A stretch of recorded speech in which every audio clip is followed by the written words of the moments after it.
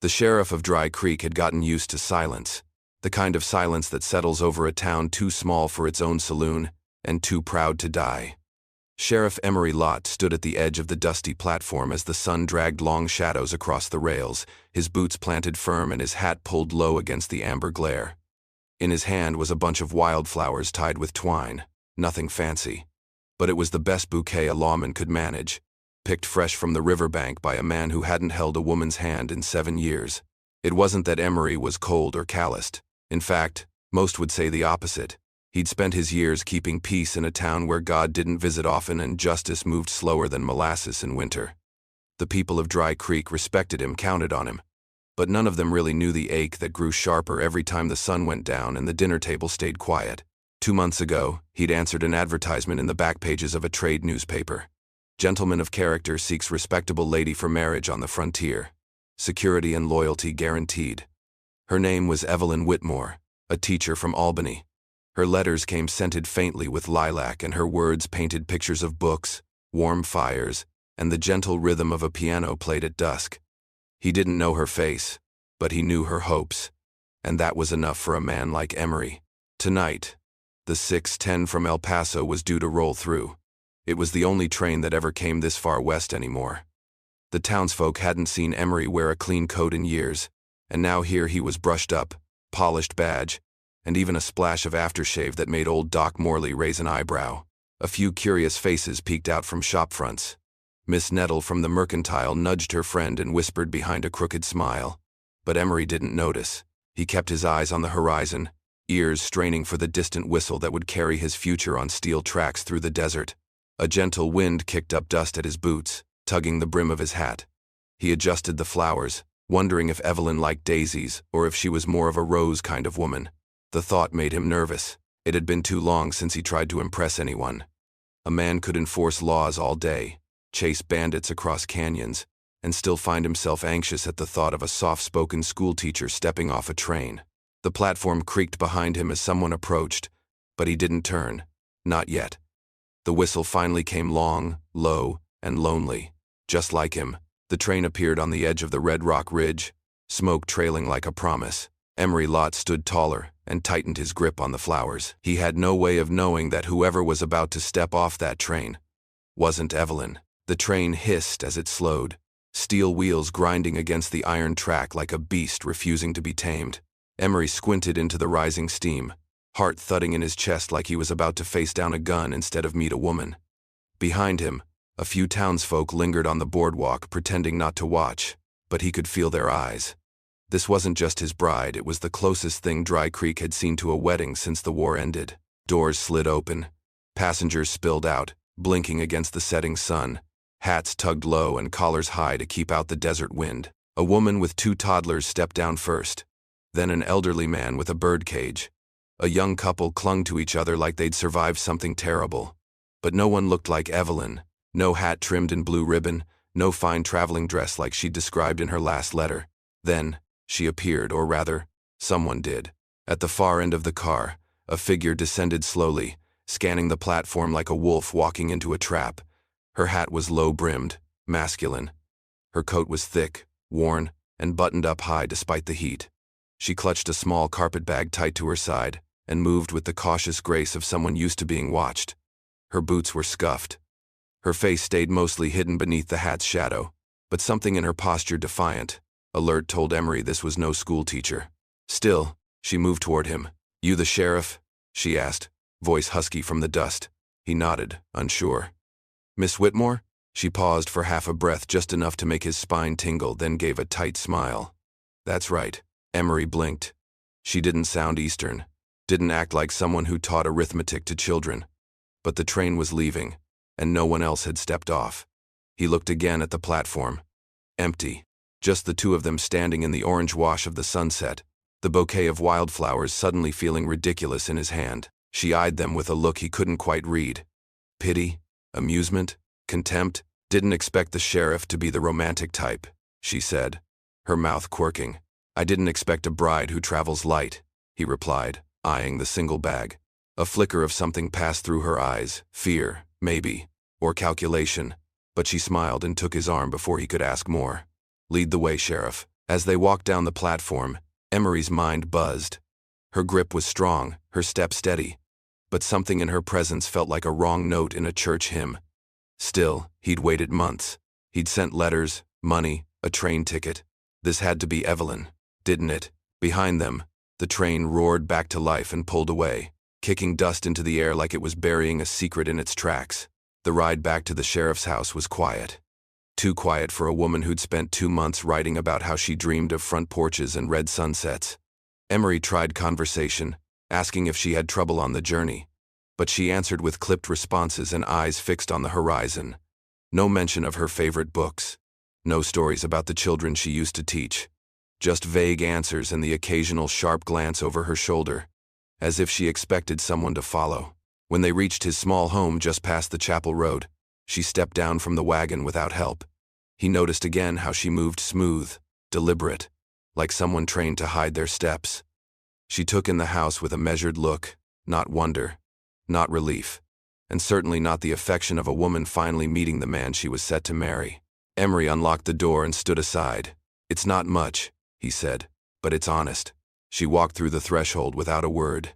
He caught a whiff of something metallic as she passed him, not perfume, not lilac like her letters. Gun oil. He frowned. Inside, she set her bag on the edge of the cot he'd dressed up as a guest bed. Her eyes scanned the walls, pictures, the rifle mounted above the mantel, the tin star on the table. He saw her take it all in like she was memorizing it for an escape. "You traveled alone?" he asked, voice light but eyes sharp. She turned to him, brows rising. "Why? That illegal?" "No," he said slowly. "Just rare. For a lady." She gave him a look that said she'd heard worse. Then, as if sensing the tension, she crossed her arms and leaned against the post.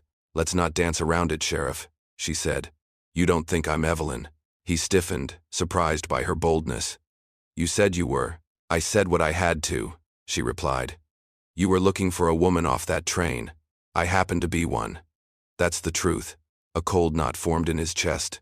"Then who are you?" She gave him a long, measured look, then reached into her coat. His hand darted to his hip, but she was faster. Not drawing, but lifting the hem of her coat just enough to show the pistol holstered beneath it. Then she pulled out a folded piece of paper, a wanted poster. His face paled as he took it from her. Maribel Wade, wanted dead or alive, 500 reward, armed and dangerous. He looked up. Her face was calm now, unblinking. "That's who I am," she said quietly. "And if you're planning on turning me in, you best do it fast. Because I'm not staying long." The room hung still. Emery stared at the poster, then at the woman standing in the home he'd meant for his bride. He wasn't sure what scared him more, what she'd done, or why a part of him didn't want her to leave. Emery didn't sleep that night. He kept one hand near the pistol under his pillow and one ear tuned to every creak in the floorboards. Maribel had taken the guest cot like it was her right, not her privilege, and she slept without apology. No chains, no cell, just a wanted woman tucked beneath a patched quilt in the house of the very man sworn to arrest her. When the rooster crowed, Emery stepped onto the porch with a mug of coffee and the wanted poster folded in his vest pocket. The ink on the page seemed to burn against his chest. Her crimes were vague: armed robbery, assault on federal agents, flight from custody, but the bounty was real: $500. Enough to fix the jail roof, replace the broken telegraph line, maybe even expand the town's schoolhouse. And yet, he hadn't locked her up. By midday, rumors started to ripple through Dry Creek. It didn't take long. The postmaster mentioned a strange woman getting off the train. Miss Nettle swore she saw her wearing men's boots. Even the blacksmith claimed he saw a holster under her coat. A town this small couldn't hold a secret, especially one wearing trouble like a badge. At the jailhouse, Emery sat behind his desk, chewing a toothpick and staring at the cell keys. Deputy Caldwell leaned against the doorframe, squinting. "Something bothering you, Sheriff?" "Just thinking. About the woman." Emery didn't answer. Caldwell shifted, lowering his voice. "She ain't the one from the letters, is she?" "No," Emery said flatly. "Then who is she?" He tapped his vest. "A fugitive. Maribel Wade." Caldwell's eyes widened. "The Maribel Wade? From the Prescott job?" "Seems so. Hell, she killed a Pinkerton." Emery's jaw clenched. "Allegedly." Caldwell stepped inside, voice rising. "You're telling me you got a wanted outlaw under your roof and she's sleeping in your spare bed?" She's not going anywhere, Emery said. Yet, the deputy stared at him like he'd gone mad. We could wire Tucson. Get men out here by tomorrow. Sheriff, this is $500 we're sitting on. For a town like ours, that's gold. Emery stood, his voice low and cold. I said she's not going anywhere. Caldwell hesitated. Why? I want the truth, Emery said, not what's printed on posters. That night, as the stars stretched over Dry Creek like a blanket of old wounds, Emery sat across from Maribel at his kitchen table. A stew simmered between them, untouched. She finally spoke. They think I shot a man in Prescott, she said. I didn't. But I was there. Wrong place. Right time. And the wrong kind of past to be believed. Emery leaned back. Why'd you come here? She didn't blink. Because you were expecting someone. Silence grew between them like smoke, and I needed someone to believe me, she added. He didn't move, didn't nod, just listened, because in his gut, something told him whatever her past was, it wasn't the whole story. By the third morning, the people of Dry Creek had officially decided one thing. Something wasn't right about the woman in the sheriff's house. They whispered in the pews at church, behind sacks of grain at the general store, and between bites of cornbread at Miss Lottie's cafe. No one said it aloud, but they all felt it. She didn't walk like someone from Albany. She walked like someone who'd outrun the law and knew it might still be catching up. And yet Emery didn't make an arrest. Instead, he kept her close. He let her sweep the porch in the early light, chop firewood with her sleeves rolled high, and cook supper in his kitchen like she'd always belonged there. It wasn't romance. It wasn't trust. It was something stranger, a silent pact between two people who had more ghosts than friends. That evening, she joined him on the porch. The desert wind kicked up fine dust that glittered in the golden light. She passed him a tin cup of coffee and sat down, her pistol still tucked beneath her coat, but not hidden anymore. She didn't need to hide it. Emery had stopped flinching when he saw it. If anything, the sight of it resting near her hip gave him a sense of honesty. She wasn't pretending. He finally broke the silence. You could have run. She took a sip, eyes on the horizon. I could have. You're not tied up. No cell, no cuffs. You could have slipped away last night while I slept. She gave him a look. Did you sleep? His lips twitched. Not much. She leaned back in her chair. I ran long enough. And maybe I got tired of running. Or maybe I'm just playing a long game. Emery watched her. You're not afraid of me. Should I be? He didn't answer. She stared ahead, eyes distant. My brother did it. The shooting. Not me. But they had me in cuffs before I could even speak. He fled. I stayed. They say silence makes you guilty. Why'd you keep quiet? She didn't respond right away. Because I knew no one would believe me. They already had their story. And people cling to a good story tighter than a Bible in a storm. The sky darkened with dusk. Emery's hand rested on the arm of his chair, close to hers but not touching. He didn't know what to believe. But he knew what he saw, strength, sorrow, a hardness she wore like a second skin, and beneath it, something else. A flicker of grace in a woman who'd been burned too many times to reach for warmth. I won't turn you in, he said finally. But if anyone comes looking, I can't lie for you. Maribel nodded. I don't expect lies. I just want time. He looked at her. To do what? She met his eyes, steady and calm. To prove I'm not who they say I am. And in that moment, the pact was made. Uneasy, unspoken, but real. The desert has a way of whispering things before they happen.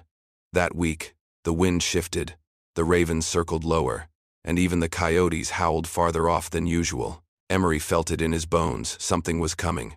And it had Maribel's name carved into it like a headstone. On Wednesday morning, a rider came in from the east, dust clinging to him like old guilt. He wore a deputy badge from Tombstone and a face too smooth for the scars it tried to hide. Emery watched from the edge of the jailhouse porch as the man tied up his horse and scanned the street like a man measuring coffins. You Lott? He asked, voice gravelly. Emery nodded. What brings you to Dry Creek? The rider didn't waste time. Looking for a woman. Name's Maribel Wade. Word is she might have caught the El Paso line headed this way. Emery's throat tightened. What for? Wanted for robbery and murder in Prescott. There's a 500 bounty says she's worth our time. Behind them, the wind shifted. Emery felt the grit bite his neck like a warning. She ain't here, he lied. The rider's eyes narrowed, slow and suspicious. Funny. Folks in Tombstone say you sent for a bride. Train logs say only one woman got off here last week. And I ain't one for coincidences. Emery's jaw locked. You saying I can't tell the difference between a bride and a bandit? I'm saying if you're hiding her, that star on your chest won't save you from the law. They locked eyes for a beat too long. Then the rider tipped his hat, half smirking. I'll be in town a few days. I ain't the only one sniffing around, Sheriff. Someone's bound to catch her scent. He walked off, boots crunching like breaking promises.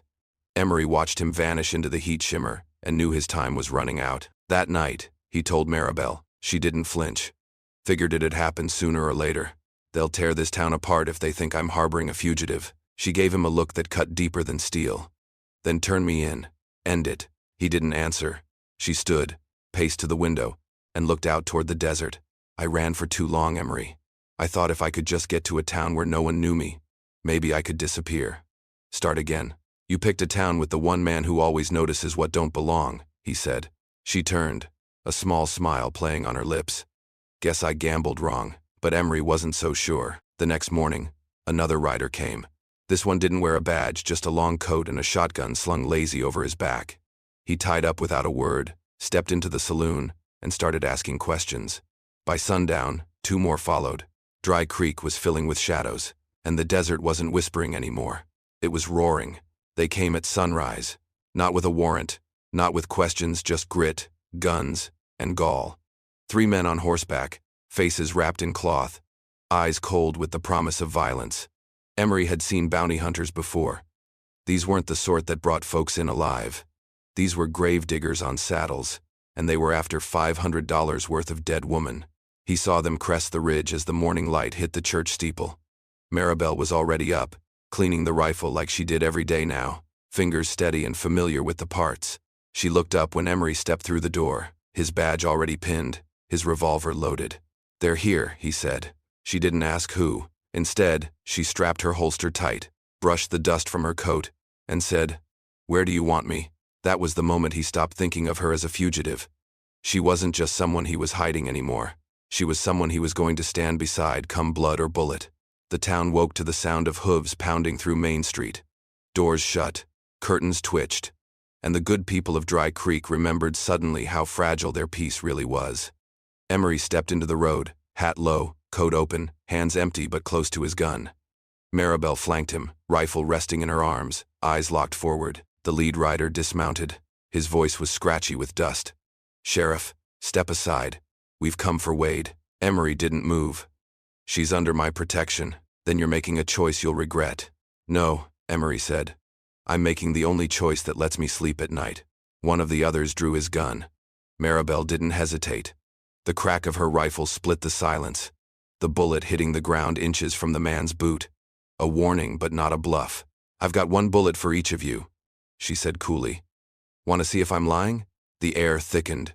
Fingers twitched. And then, someone flinched. What followed wasn't a fair fight. It was a street-side eruption of sound and smoke. Emery ducked behind a hitch post, firing 2 clean shots. 1 man dropped. Maribel spun behind a barrel, rifle blazing. Another man's shoulder burst red, and he fell with a scream. The last one ran, but Maribel was already moving. She tackled him before he could reach his horse, her knee in his back, and her pistol pressed hard against his skull. "Try it," she hissed. When it ended, 2 bounty hunters lay wounded and cursing in the dirt. The third had fled into the desert, bleeding and rattled. Townsfolk stepped outside slowly, like survivors after a storm. Maribel stood, chest heaving, coat torn at the sleeve.